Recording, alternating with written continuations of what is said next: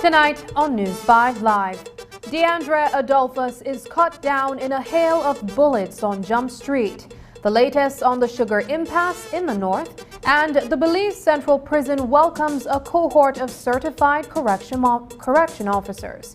These stories and more coming up on News 5 Live. Great Belize Productions Channel 5, proud winner of 9 Caribbean Media Awards for 2021. Best Investigative Report, Best News Item, Best Coverage of People with Disabilities, Best Financial Literacy Journalism, Best Videographer, Best Television Commercial Spot, and the People's Choice Award, with 2 special mentions for Financial Literacy Journalism.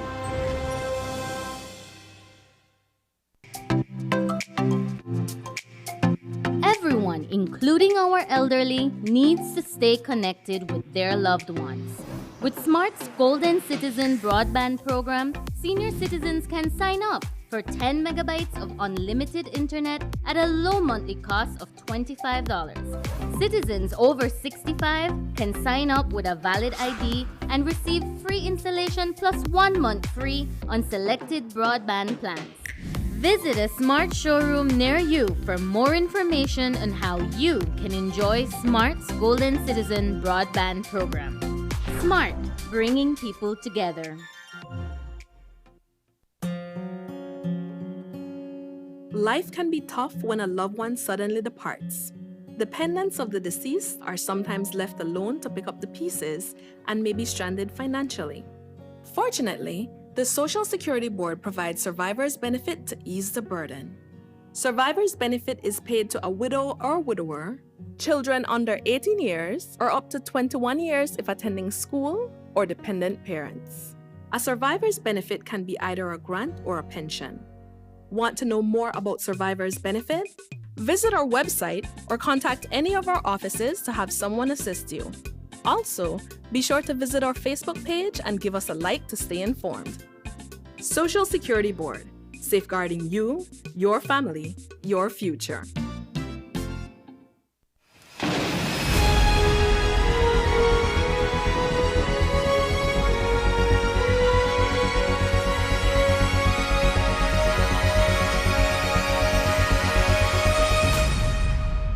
It's spooky season, and I've got the scoop for you. If you are on the hunt for a new Samsung device, then look forward to some scarily big savings on the full A-Series and S-Series lineup, with phones starting at a scarily low price of just $349 and Galaxy Tabs for only $439.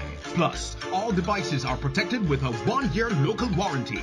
The awesome Galaxy lineup includes the A03 Core, A03, A13, A22, A23, A33, A52s, A53, S20FE, S21FE, S22, S22 Plus, S22 Ultra, and the newly released Galaxy Fold 4 and Galaxy Flip 4 phones. Only at any Samsung authorized resellers, including Cellular World, Dibari, Digi, and Westra, and grab yourself a spooky deal on your next upgrade with Samsung's Spooky Savings Promotion.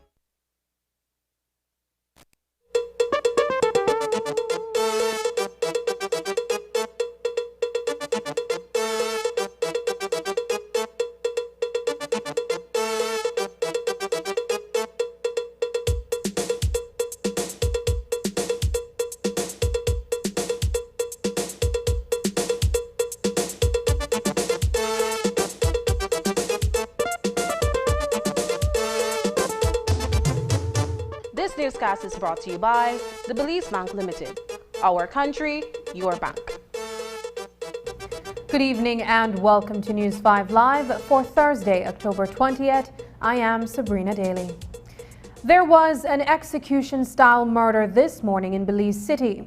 where a young man's life was brought to an abrupt end in what appears to be serious friction within one of the Southside gangs. While many were on their way to work at various stores and offices on Albert Street, just one block over, the report of gunfire interrupted the calm on Wagner's Lane. When it was all over, 23-year-old Deandrea Adolphus lay dead after being struck multiple times to the head and upper body. It's a violent end for someone who was an alleged perpetrator of gun violence. News 5's Isani Cayetano reports. The loud echo of gunshots startled residents of Wagner's Lane. A young man, no stranger to the neighborhood or the law, was ruthlessly dispatched in a hail of bullets. Deandrea Adolphus was released from the Belize Central Prison in June 2020, when a murder case involving him as one of two suspects fell apart in the Supreme Court. At the time, Adolphus, along with another individual, stood accused of carrying out the shooting death of Mark Jones. Today, the 23-year-old met a similar fate as he stood on Jump Street. He told us good morning with a smile on his face and went to buy what he went to buy. And he went back and he came back he come back wrong here 3 times since this morning, and I couldn't believe that the third time he came, that would happen to him. According to Senior Superintendent Gilberto Romero, the deadly attack on Adolphus may have been the result of an internal row within the gang to which he belonged. Police responded to a shooting incident at Wagner's Lane. Upon the arrival, they found the motionless body of Deandrea Adolphus. He received multiple gunshot wounds. He was escorted to the KHMH where he was pronounced dead on arrival. Investigation is that this morning, sometime before 8 a.m., he was in that area when a male person approached him and fired several shots towards his direction, causing his fatal injuries. We have several persons in custody at this time. We are conducting interviews and we are trying to locate one more suspect in regards to this murder. Any motives as to why they would attack Mr. Adolphus in that area, considering that we're told he's a resident of the Rocky Road area? Yes, we are getting initial reports that it may be an internal feud between them.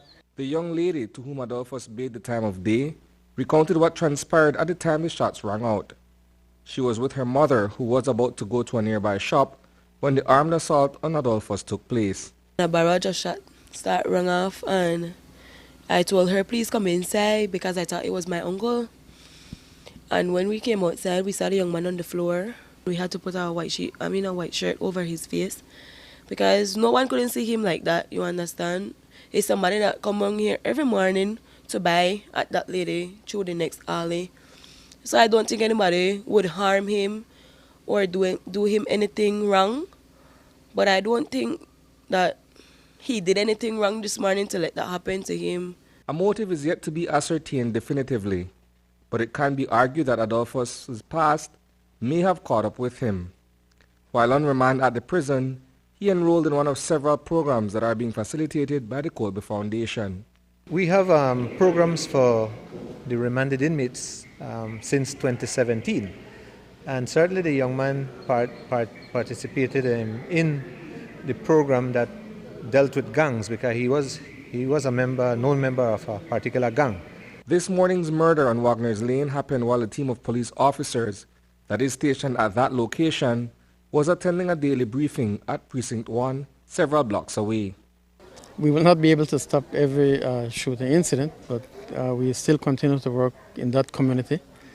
And again, this is information thus far is that it is an internal feud, so we will bring the parties together after investigation and then see how we can prevent any further escalation of the violence.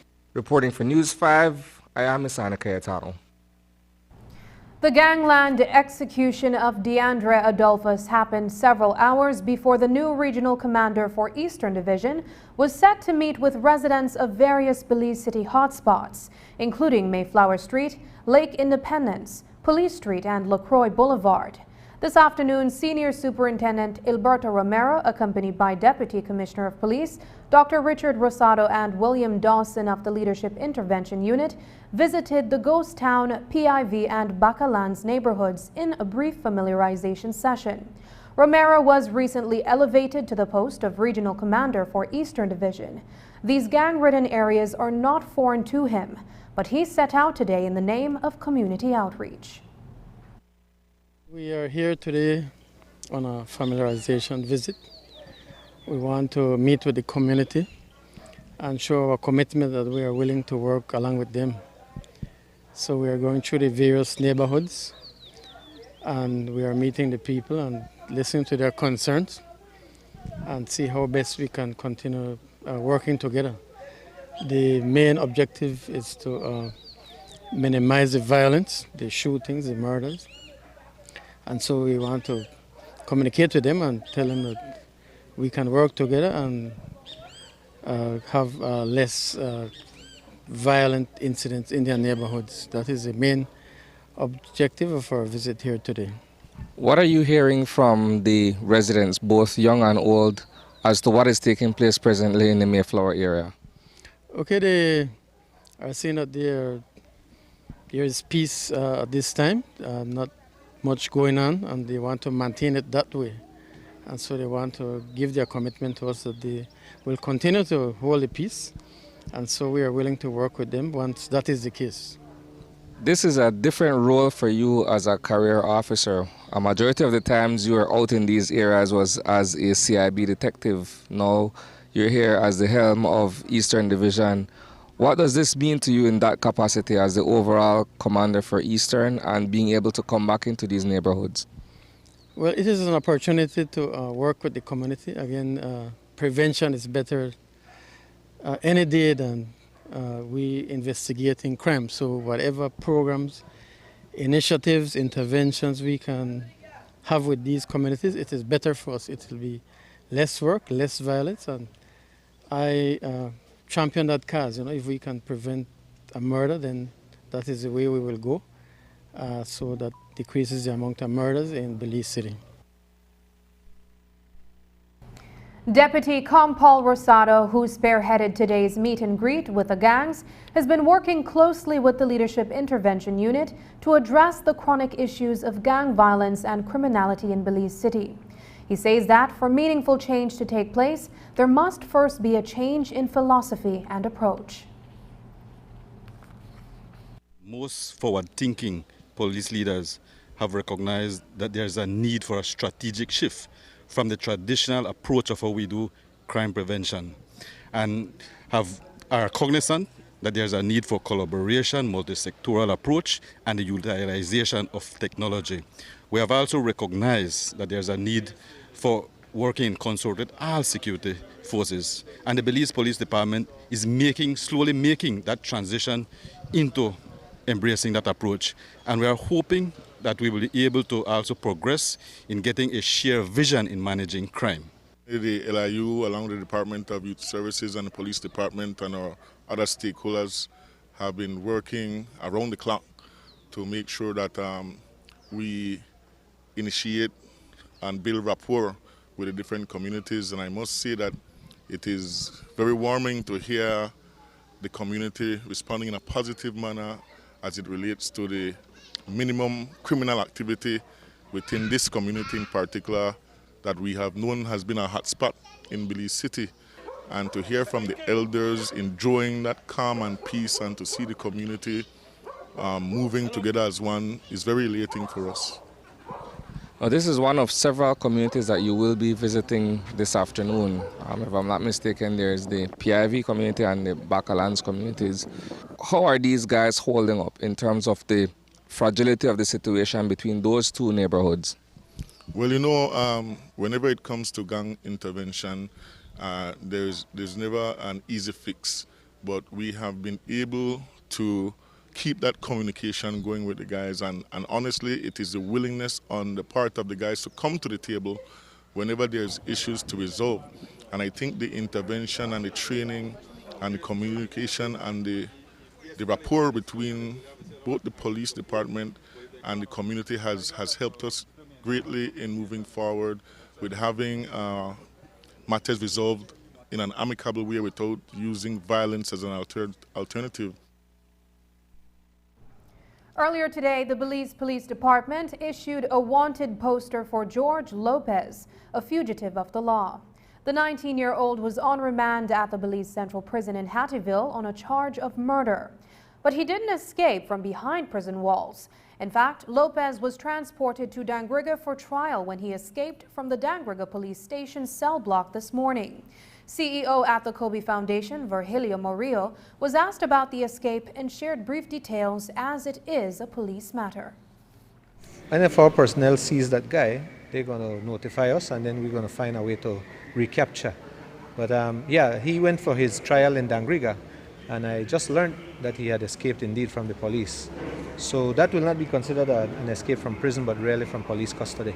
So he escaped lawful custody, right? That is pretty much what he did. Police say that anyone with information on his whereabouts are to call Crime Stoppers Belize at 922. Use the P3 app or report to the nearest police station. Coming up, sugarcane farmers chide Prime Minister Briceño for comments on payment formula.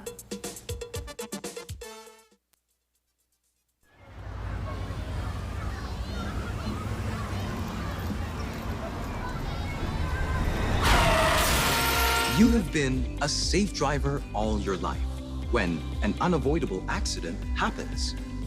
But this does not mean that your insurance premium must increase.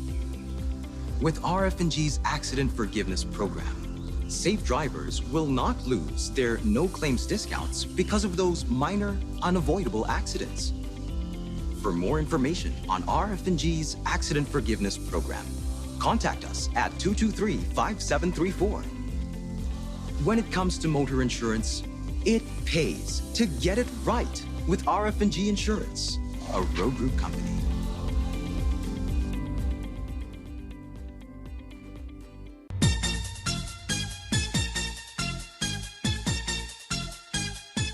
Come my friend, we are having a very big sale at Mikado and it is very exciting. Come over and see all the new items on Mikado. We are having a Diwali sale. That is right. We are having a Diwali sale this weekend.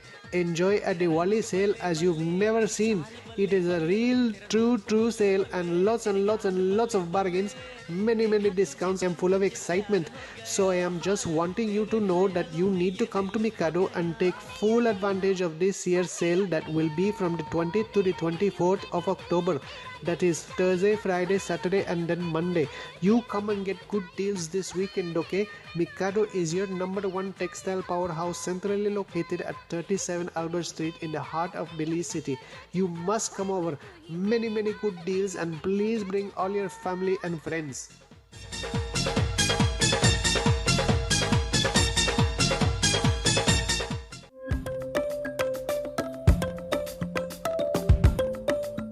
¿Reúnes los requisitos para la amnistía 2022?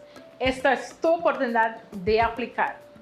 En el sitio web www.immigration.gov.bz encontrarás una lista completa de todos los documentos necesarios para la amnistía según los criterios para los que eres elegible.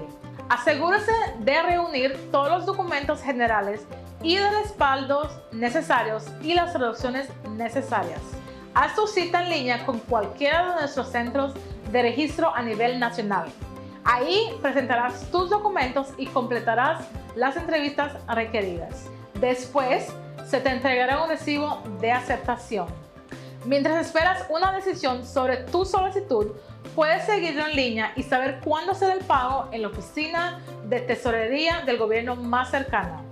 Una vez completa, recibirás tu tarjeta de residencia permanente que muestra tu estado legal en Belice. Obtenga más información sobre la amnistía 2022 y cómo presentar tu solicitud en línea en www.immigration.gov.bz. Prepárate, el plazo de inscripción será del 2 de agosto al 30 de noviembre de 2022. Amnistía de Belice 2022. Continuemos construyendo Belice juntos.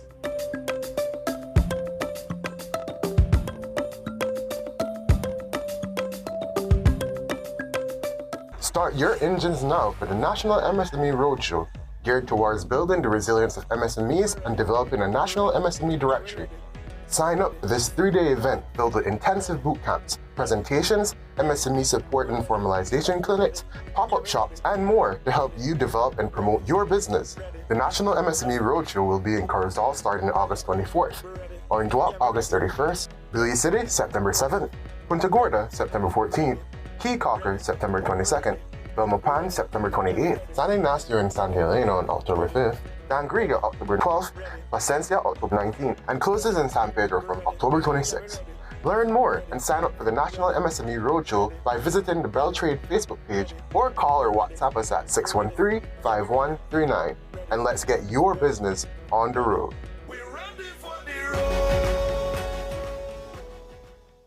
Whether you're at home, on the road, at work, or at school, if you see news happening or suspect that something might be up, call or text the Channel 5 News Belize tip line at 672-5555.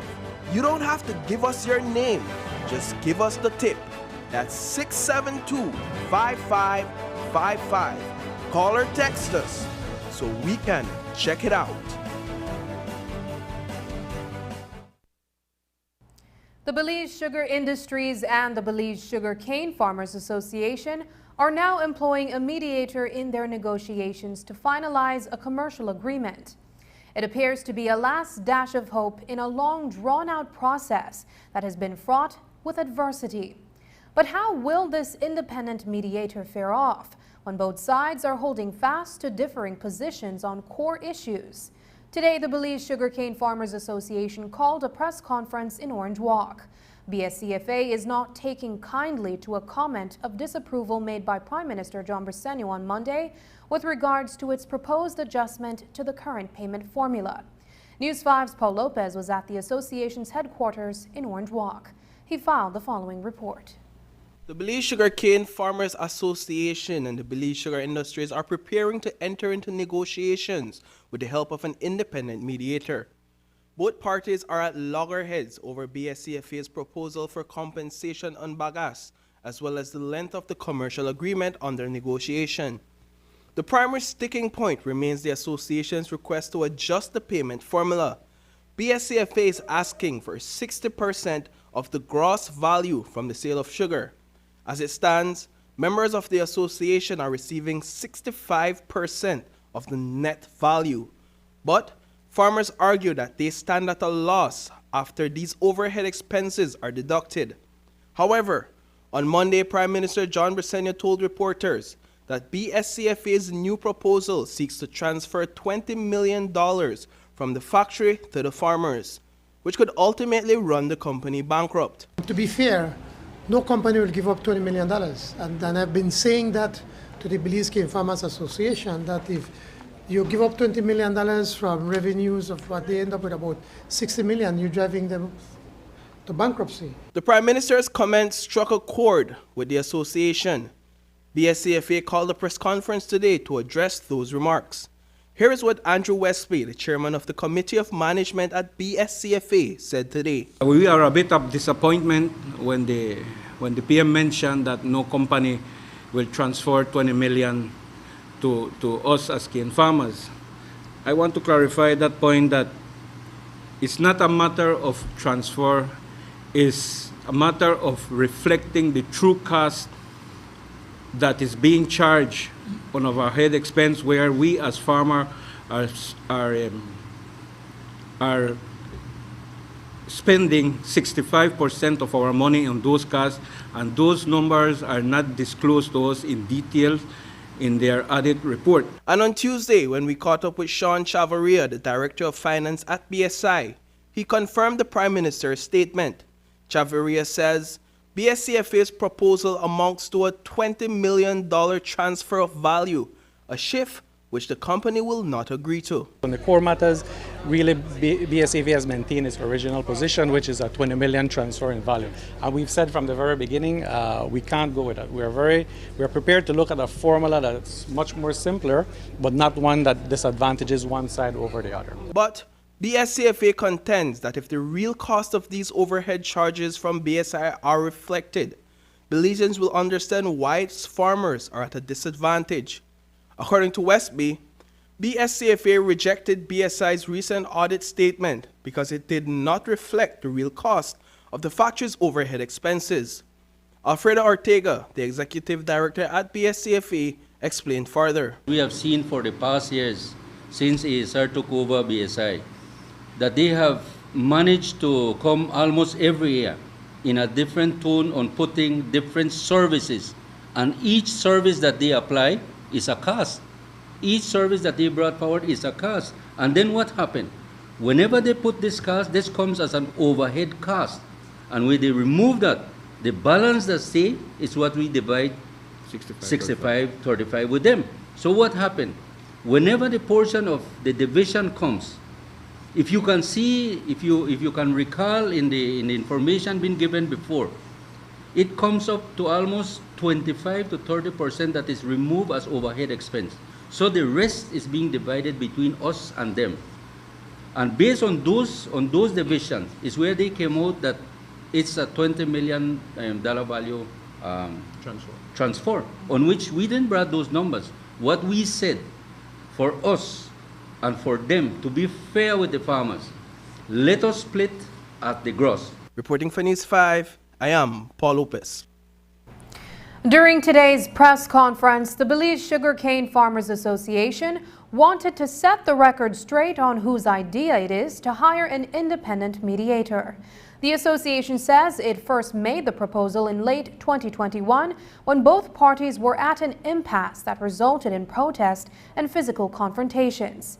And according to BSCFA, BSI objected to the proposal at the time.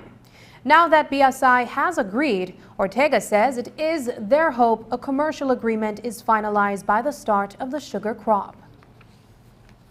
On the very first instance when it was proposed by the BSCFA, it was rejected by BSI completely, that they are not prepared for a mediator to be in between until about 2 weeks ago that they sent in their documents that they are prepared now to have a mediator. And that is where we are at this point to see where we can get the mediator to look upon and so that we can move forward with the negotiation. It is our hope. It is our hope that it comes to fruition using the mediator because it's something that they have accepted along with us.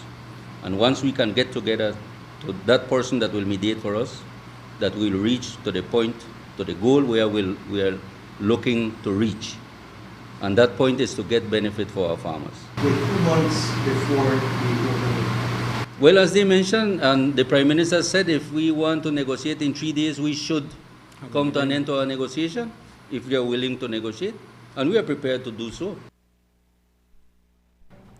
If negotiations fail, even with an independent mediator involved, then the government of Belize must no longer neglect its responsibility to the sugar industry, says Andrew Westby, the chairman of the Committee of Management at BSCFA.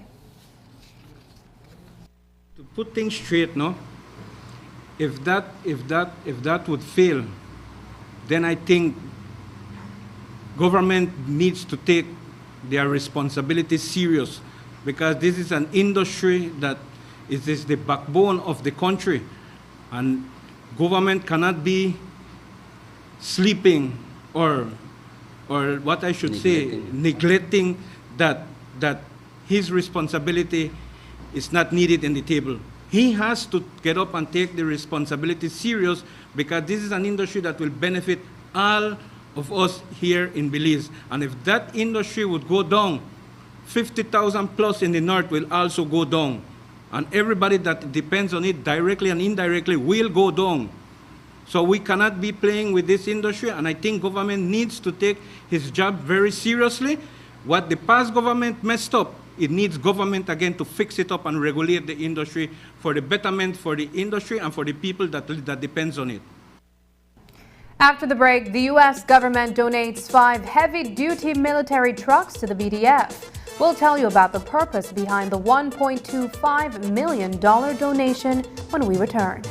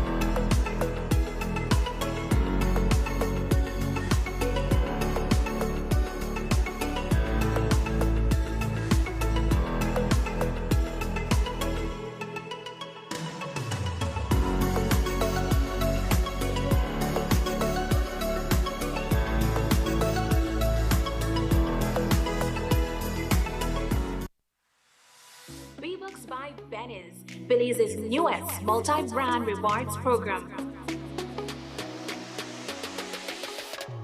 To access V-Bucks, download the mobile app or access the website portal at bbucks.bz and set up your account.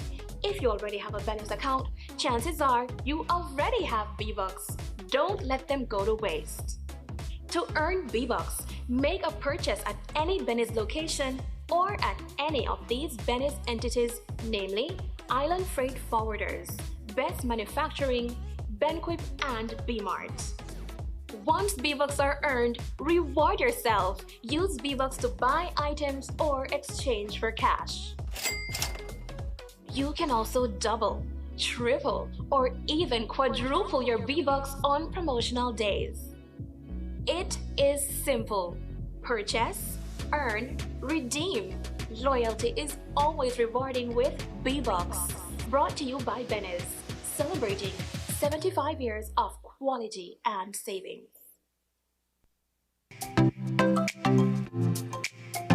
Everyone, including our elderly, needs to stay connected with their loved ones.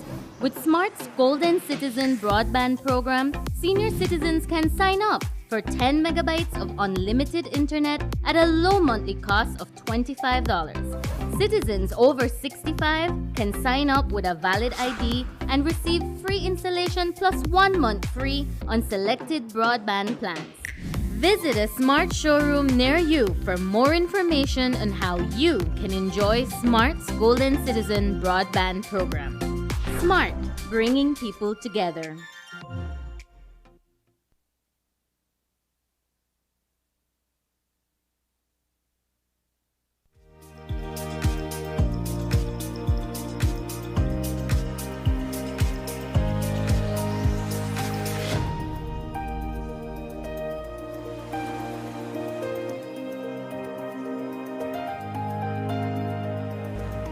Well, if I had wings, I will fly. I feel so good. I wait a long time, but it's okay. I'm glad that I'm getting it today. We promised our people that we will be giving them concrete, good houses. So today is a testament of that. You see what we are giving. And I'm happy for them. I'm happy for anybody that could get a house, even a wooden house, but more happier when we're giving. We're a government that wants to give the best, and we have a minister that has a passion for his ministry. I didn't have anything of my own. I was like begging lodging, and with I getting this, I am forever grateful. It means the world to me. I never one day thought that I would have owned something of my own. I prayed, sometimes I couldn't even sleep. But as the saying says, anything is possible with Jehovah. I think the government should continue and help the poor, because some of us really can't afford it. And like me, it's a joy for me. It's a big joy. It's like they say, you were down and now you're up. So I will cherish this till I die, and then I guess who come after that? It's for them, but it's a joy today. We believe that this is, well, we're seeing it, we're experiencing it. It is very important that the Belizean people tangibly receive something, and what better than shelter? And so the ones that were skeptical in the initial phases, as we all are, nobody believes that something can happen, but now that it's coming to life and you see the emotions of the people receiving the product, I think we'll get more help. I really believe we'll get more help, and with that then we can do more.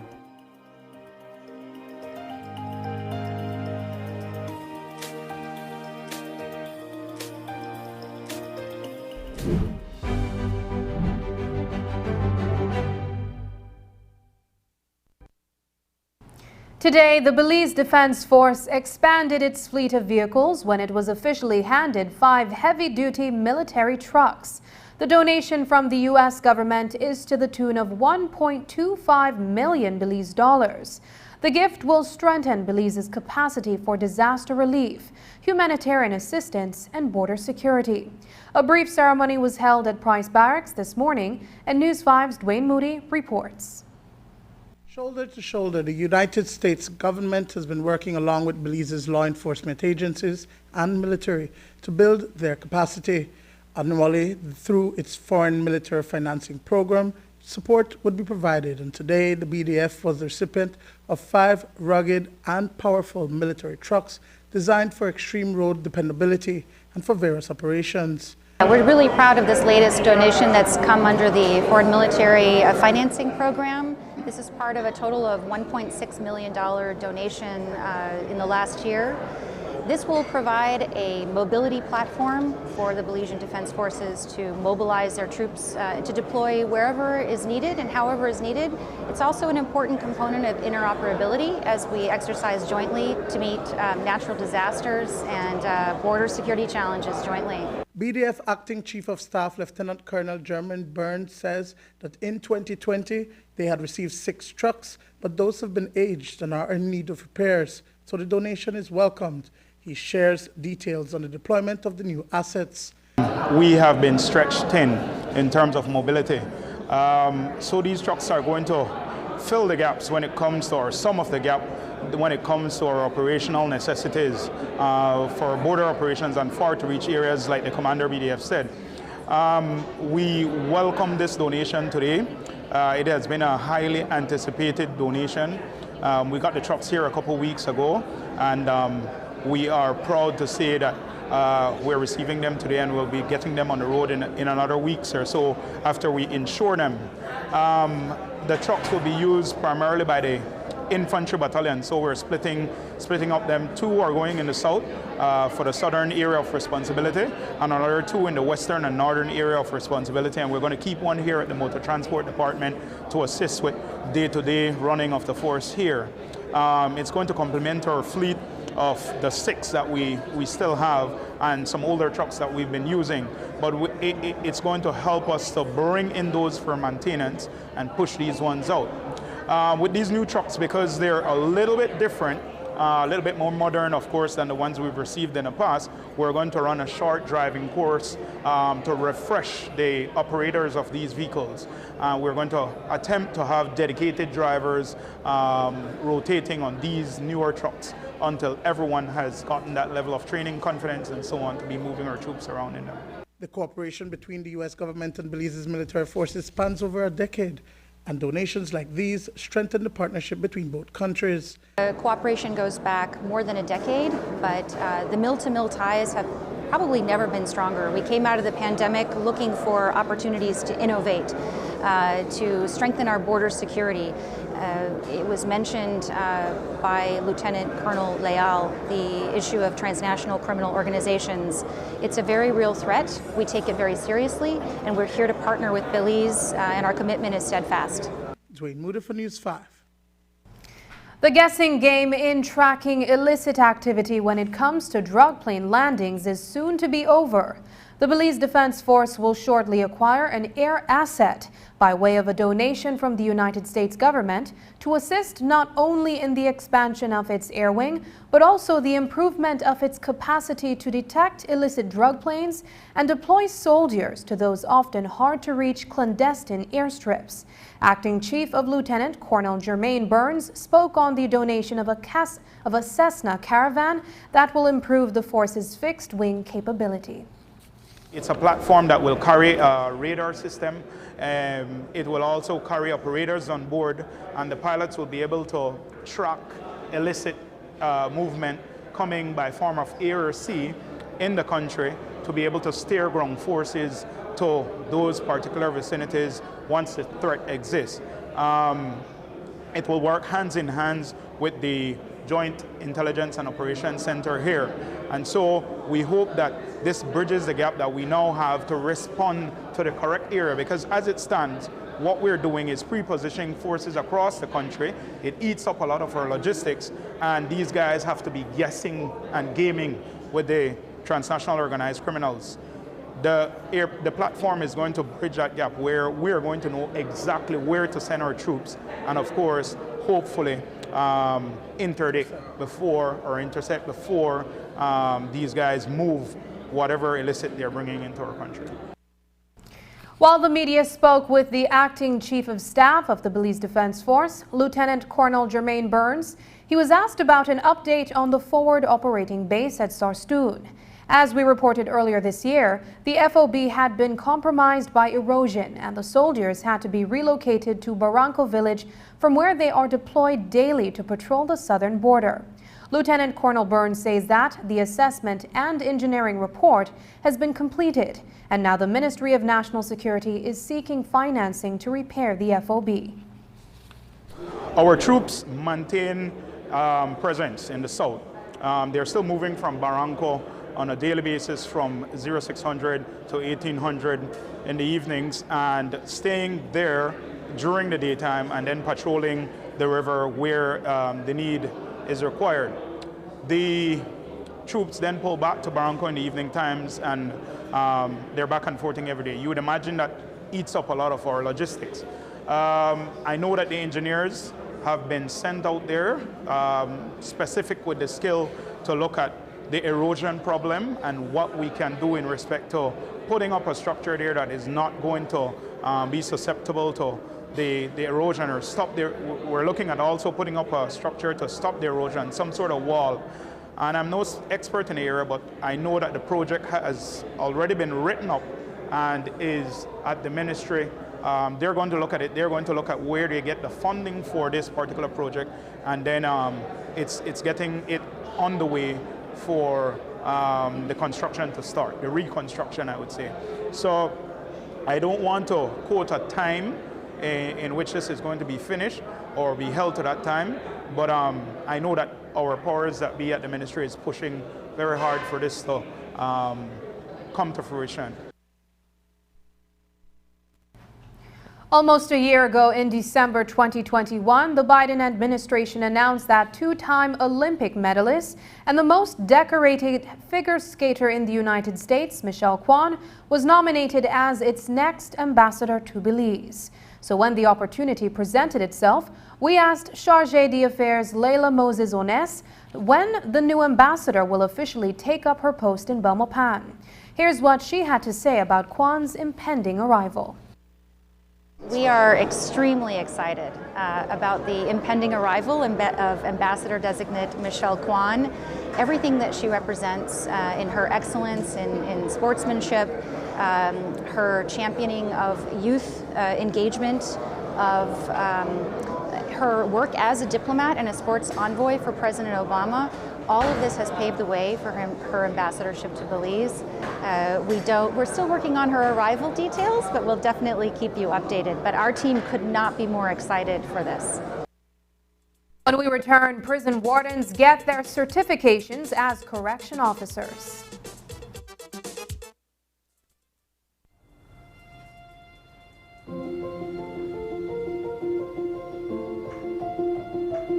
I will be there. Thank you so much. Why are you so excited? Let me tell you a secret. I just got off the phone with Santa.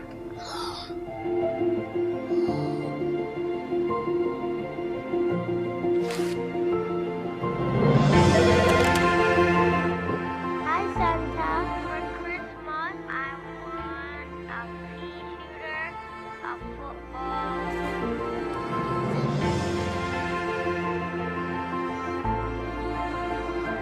An iPhone and a makeup for Christmas.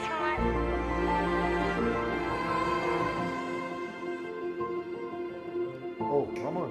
1 second.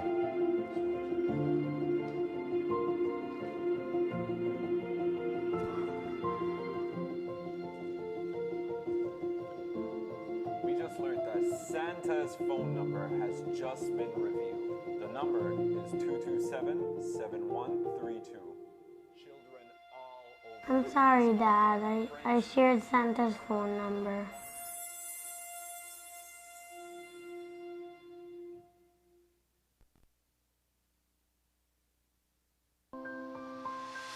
The Grid Expansion Program is a BL-funded program which provides power supply to rural communities and urban areas across the country. Many communities have been impacted by this program over the years, such as Laguna and Jordanville in Toledo District, Crooked Tree and Northside Kikaka in Belize District, and Viva Esperanza in Corozal District. 11 years ago when this village was started, they had a little generator and it worked, but the power cost like $3 a kilowatt. They had 10 hours a day of power. And now with this BEL power, there is no more limitation to anything. As my business, I can have my welder weld, I can have the grinders work. Now it's so much better. Okay, and another thing from this 11 years of this community here, it seemed as if this community didn't really grow, but now that we have this power from BEL, it is like if some people open their eyes. We keep having questions. Is there property available? Can we move in? The power is a key for the progress here. Very thankful for the help from BEL.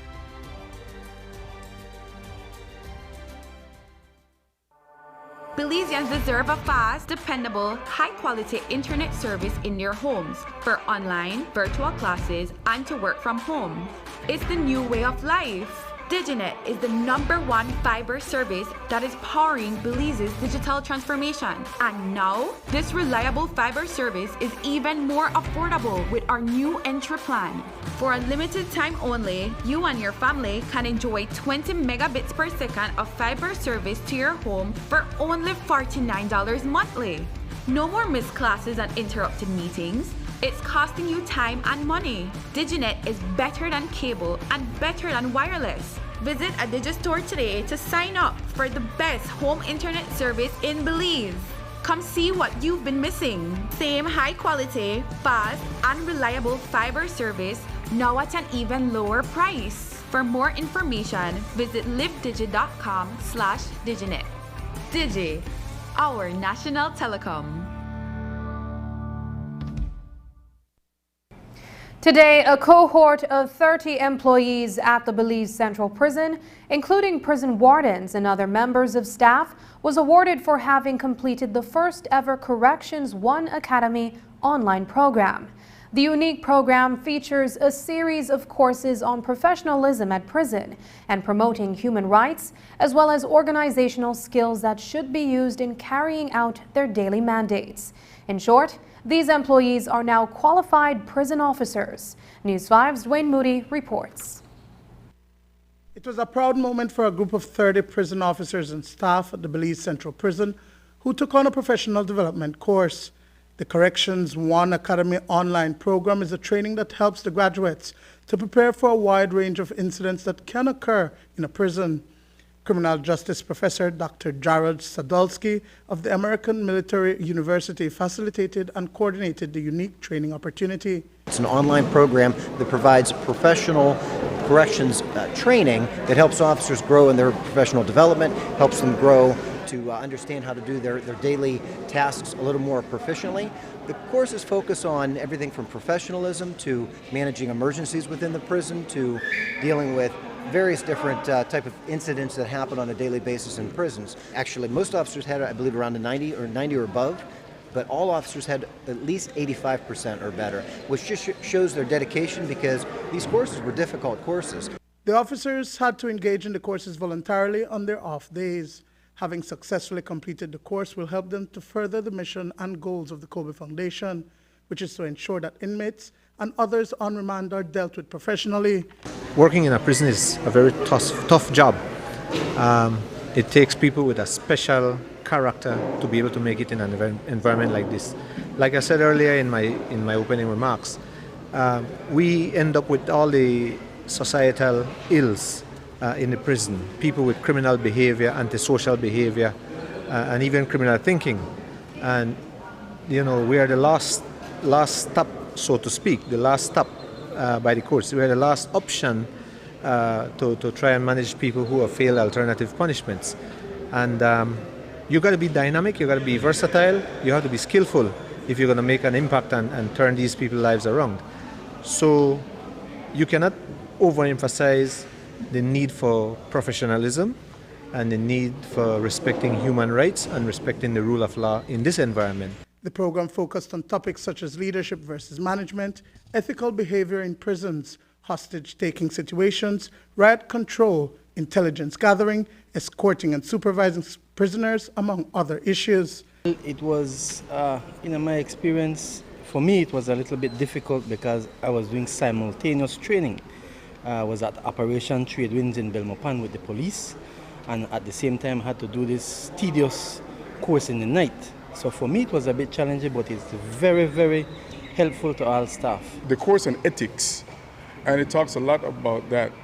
These are unsolved issues. People come here for society and with people unmet needs. And as a prison officer or civilian, if we don't model good ethics and good moral and good characteristic, it is hard for them to change. So how it impacts me is to be more aware of how what I say, what I do, and how I behave, even outside the prison. There is a natural tendency to look at prison officers as corrupt and abusive persons. And with this certification, prison officers can now proudly declare their profession. Dwayne Moody for News 5. The country's first national digital agenda was introduced in 2021 with a comprehensive plan to place Belize on the digital stage with the rest of the world. Since then, a host of government ministries and departments have stepped up to the plate to become digitized in order to make everyday processes that much easier and available online for the regular man and woman. All of this is spearheaded by the Ministry of E-Governance. Minister Shabat told News 5 today that two of the most talked about services, those of the Vital Statistics Unit and the Belize Police Department, are now being upgraded to offer online services. We all know the legendary problems that people face to try to get a birth certificate or a marriage certificate, and so that is priority on our list. And what we aim to do is to make sure that all our records from the VSU are digitized, and so that people can access these services from any computer terminal anywhere across the country. I think it is just correct that our people have equal access wherever they are, and to bridge and to stop that having to come into Belize City to be able to get one of these documents. And so that is one of the big projects we're working on. We're also working on to digitize the police records to make that process a bit easier and more accessible as well. One of the things we're looking at is the national ID, which will transform the way we do business in this country. It will facilitate accessing service by the general public, and what we aim to do is to have a system where all of your data would be contained on an ID, and we're looking at having an electronic version of that ID so as to eliminate, the backing around, carrying on a card. Also, I am aware that there is going to be a card version for those who wish to have a card version. Underlying all of this, though, is the legislation. And so to be able to put all of these changes we're enacting on very strong footing, we've passed several legislation to do this. We've passed the Data Protection Act, we've passed the Data Sharing Act, and the Digital Government Act, which is critical for us, because what that legislation does is it sets parameters that all ministry must comply with, so that if you go to one ministry, you can expect the same level of service at every single ministry. The efforts we've made and the work we've done so far has been internationally recognized by the United Nations. Belize is now ranked number 133 out of 193 nations, and we've seen our ranking improve since 2020 as a result of all the online services that we're now offering. And that puts us in line with countries like Mexico, South Africa, Egypt, countries who have been involved with this process for a very long time. Representing Belize at the United Nations' recent International Telecommunication Union Conference was the Minister of Public Utilities, Michelle Shabat. The event dealt with all aspects of telecommunication and digitization. But perhaps one of the greater moments for Belize came during the election of officers. As Minister Shabat told us today, there were some assurances for Belize of assistance coming our way. The competition for the Director General was between the U.S. candidate and the Russian candidate, and the U.S. candidate won hands down. And we had the good fortune of meeting with her and speaking to her about Belize's digitization process and where we want to go with this. And we're happy to say that they have offered us assistance. The United Nations have a system where they come in and they look at what you've done and they help you to identify the gaps in this digitization process. And so we're looking forward to that. We spoke about how we can increase the participation of women in this whole digitization scheme. And so we're looking to them for assistance with that and how we can increase the participation of women. I must mention that Belize is only one of 4 countries that has a woman heading its e-governance digitization plan, and we're very proud of Ms. Alexia Peralta, who heads this department and has been doing tremendous work. For the first time at the conference, a CARICOM candidate from the Bahamas took part in the elections. He eventually lost to a delegate from Zimbabwe for the position. Just ahead, Conservation at Work will tell you about how protecting the natural habitat of big cats is key to our own survival. Taking its name from the venerable father of the nation, the George Price Highway stretches 77 miles from Belize City to Benqueviejo. Originally built in the 1930s, this cross-country highway system is the artery that links Belize to Central America at the western border with Guatemala. That connection facilitates overland trade, supporting Belize's economic development. Winding its way across the scenic countryside, the George Price Highway from Roaring Creek to Esperanza has been fully reconstructed to meet international standards, with particular emphasis on road safety. A shorter and hassle-free commute is best enjoyed when everyone obeys the traffic laws. To reduce the number and frequency of road traffic accidents, it means that a seatbelt must be worn at all times, and the speed limit observed when traveling along the highway. It also means that pedestrians must use sidewalks and crosswalks where available. Buses should only board and discharge passengers at a designated bus stop. Road safety is everyone's responsibility. It begins with you. How are we to measure the success of our lives? For many, an ordinary life should have the following: a job, a house, enough money to buy a new car. But what if we threw out the ordinary? What could escaping ordinary at our jobs do? How about for our marriages? What if I told you we could all be escaping ordinary? Join us as we begin our new series. Dwayne Moody, Isani Cayetano, Marian Ali, Paul Lopez. Your News 5 Belize teams do whatever it takes. Go wherever they need to go, so you can catch the story wherever you are, whenever you want, on whatever device. Channel 5 Belize on television, Facebook, Instagram, and YouTube. Because news is now everywhere, all the time. And so are we. After a rough week of school, Jake and his friends decide to treat themselves to frozen coffee. And since they don't have cash on them, they decide to use eCash. With eCash's geolocation feature, Jake can easily find the nearest coffee spot. With eCash's built-in option to split bills, Jake can pay the bill and his friends can reimburse their portion of the bill. Jake scans the merchant's code and confirms payment. Jake then views his transaction history and taps on the transaction recently made, then taps the Split the Bill button where he selects the Evenly option to evenly split the bill. The application splits the bill automatically. His friends receive and accept the request. Geolocation and splitting the bill via eCash makes Jake enjoy his digital lifestyle.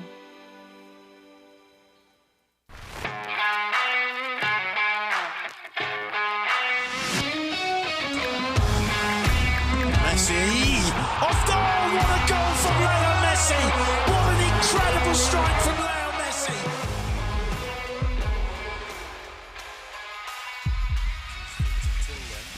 Neymar and Messi is standing over this.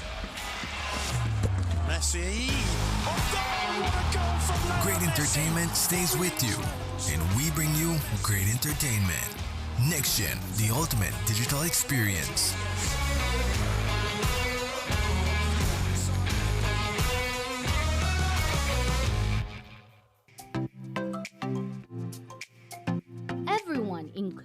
our elderly needs to stay connected with their loved ones. With Smart's Golden Citizen broadband program, senior citizens can sign up for 10 megabytes of unlimited internet at a low monthly cost of $25. Citizens over 65 can sign up with a valid ID and receive free installation plus 1 month free on selected broadband plans. Visit a Smart showroom near you for more information on how you can enjoy Smart's Golden Citizen broadband program. Smart, bringing people together. If you visited the Belize Zoo, you've likely seen close enough to a jaguar or a puma to admire their gorgeous coat or to marvel at the length of their incisors and paws. But unless you're a zoologist, your understanding of the intricacies of their existence probably ends right there. So in this week's inaugural Belize On Reel feature, we'll take you to the Freshwater Creek Conservation Base, located 19 miles off the Philip Gosen Highway at mile 47. That is where the Corzal Sustainable Future Initiative runs a research center specifically to study these two wildcats and to come up with recommendations for their continued protection along the corridors where they traverse, hunt, and keep the important ecological balance in the terrestrial landscape. News 5's Marian Ali found out that while both cats are predators, they coexist in the same geographical spaces. Here's that report.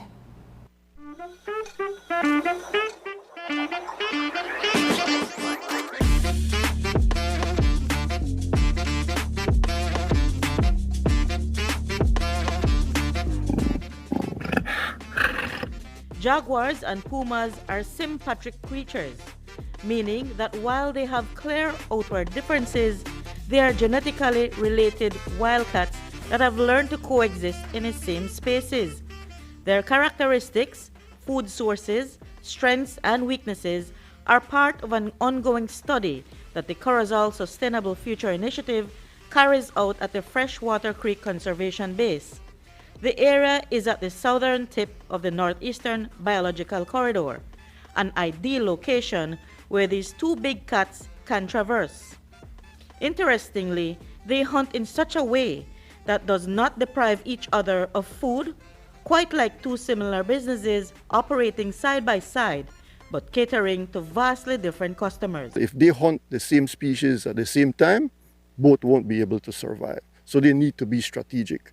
The jaguar clearly establishes itself as the top predator. So it gets first choice as to when it wants to hunt, where it wants to hunt, what it wants to eat. According to Dr. Omar Figueroa, an expert heading the research on jaguars and pumas at the research facility, jaguars rely more on the strength of their jaws to choose their prey, as opposed to pumas, which bank on their agility to outsprint their prey. The puma is more agile than the jaguar. So the puma is able to hunt these species that are more agile out there. Whereas the jaguar doesn't need all that agility because it's so powerful. It basically can crush anything that it comes in contact with.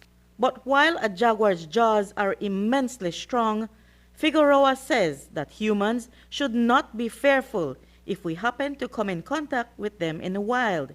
In fact, he said, we should bask in the moment. Sit back and enjoy it because you won't see him every day. You know, it's once in a lifetime. You know, I've been in the forest for so long, and I think there's probably 2 or 3 times I've seen a wild jaguar. I can never say a jaguar would attack you. As the minute he spots you, he will literally turn around and go a different direction and head into the bushes. And the puma is the same? And the puma would be the same. From when mom has her cubs and she raises them, she teaches them what's a prey and what's not a prey, and humans are never part of that prey base. So there's no need to fear. They're very shy creatures. The safety of the jaguar is our #1 priority. These traits are new to perhaps the majority of us. So the Freshwater Creek facility is engaged in training a set of rangers on how to safely capture jaguars, to tag them, and to study them more closely, and to better respond to human-jaguar conflict in the rapidly expanding agriculture communities.